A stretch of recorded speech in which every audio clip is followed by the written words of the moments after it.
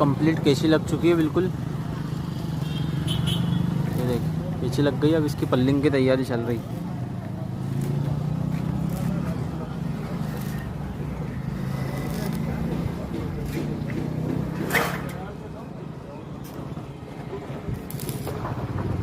ये पल्लिंग बन रही है इसकी ऊपर चढ़ाने के लिए, टीन कसने के लिए।